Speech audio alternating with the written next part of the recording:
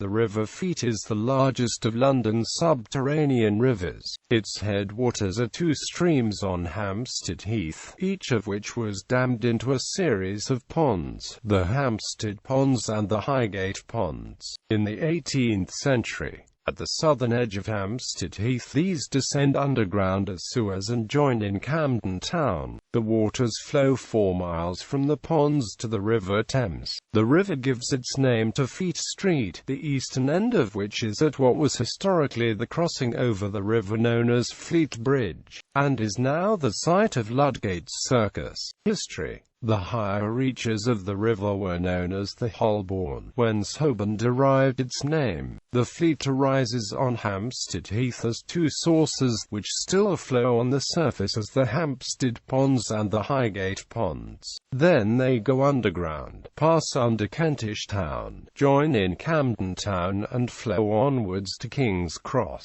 King's Cross was originally named Battle Bridge, referring to an ancient bridge over the Fleet where Boudicca's army is said to have fought an important battle against the Romans. The river then flows down Farringdon Road and Farringdon Street, and joins the Thames beneath Blackfriars Bridge. Its name comes from the Anglo-Saxon flow, tidal inlet.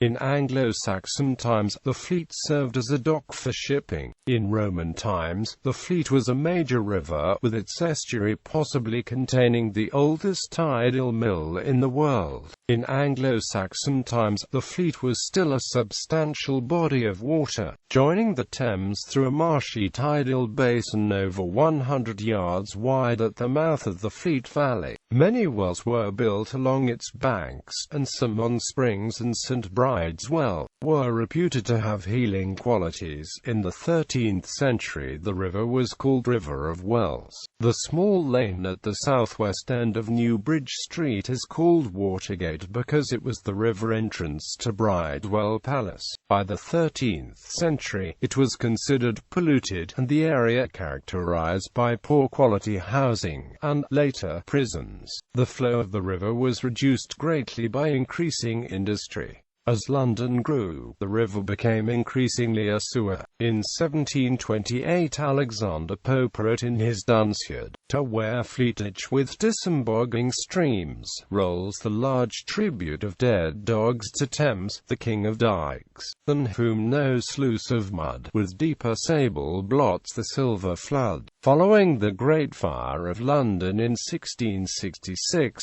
Christopher Wren's proposal for widening the river was rejected. Rather, the Fleet was converted into the new canal, completed in 1680 under the supervision of Robert Hooke. Newcastle Close and Old Seacoal Lane recall the wharves that used to line this canal, especially used by the coastal coal trade from the northeast of England. The Upper Canal, unpopular and unused, was from 1737 enclosed between Holborn and Ludgate's circus to form the Fleet Inn Market. The lower part, the section from Ludgate's circus to the Thames, had been covered by 1769 for the opening of the new Blackfriars Bridge and was consequently named New Bridge Street. The development of the Regent's Canal and urban growth covered the river in King's Cross and Camden from 1812. The Fleet Market was closed during the 1860s with the construction of Farringdon Road and Farringdon Street as a highway to the north and the Metropolitan Railway, while the final upper section of the river was covered when Hampstead was expanded in the 1870s.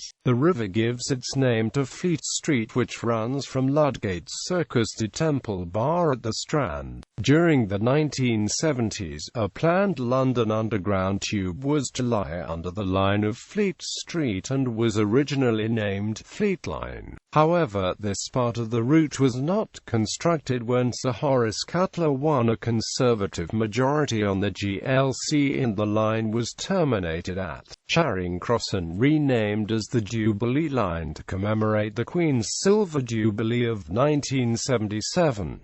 There were some objections to the cost of renaming the line, and protest leaflets appeared with the slogan, "Would you believe it?"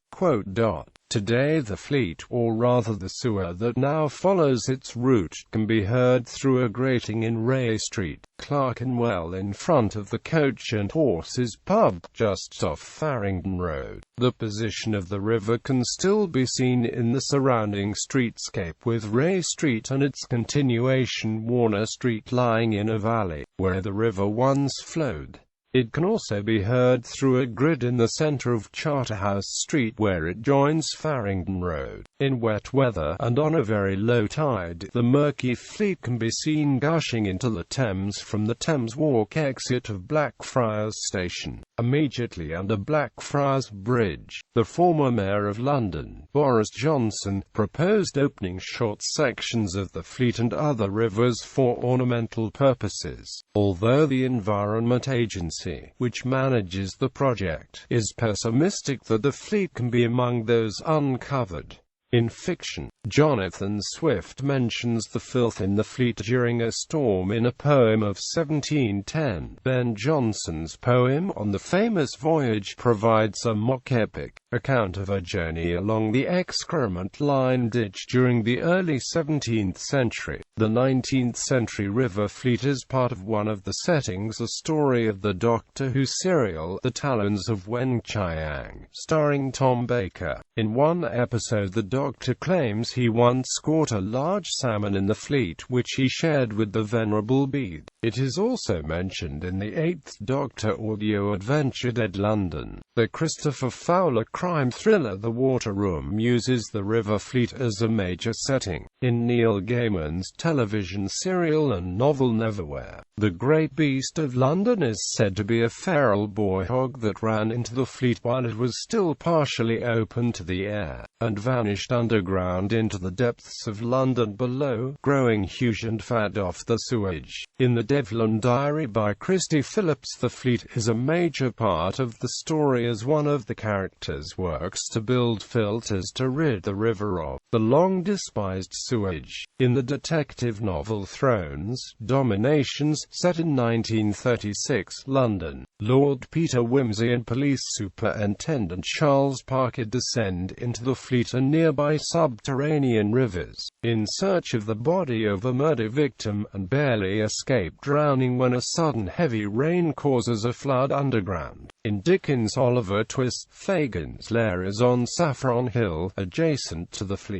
The River Fleet is also mentioned in the novel Rivers of London by Ben Aronovich, as well as Blue Monday by crime novelist Nietzsche French. In The Door in the Wall, Margherita Angeli's juvenile fiction set in early 14th century England, brother Luke soothes lame Robin's anger at being called Crookshanks by explaining to him that they are all named for some quality unique to themselves.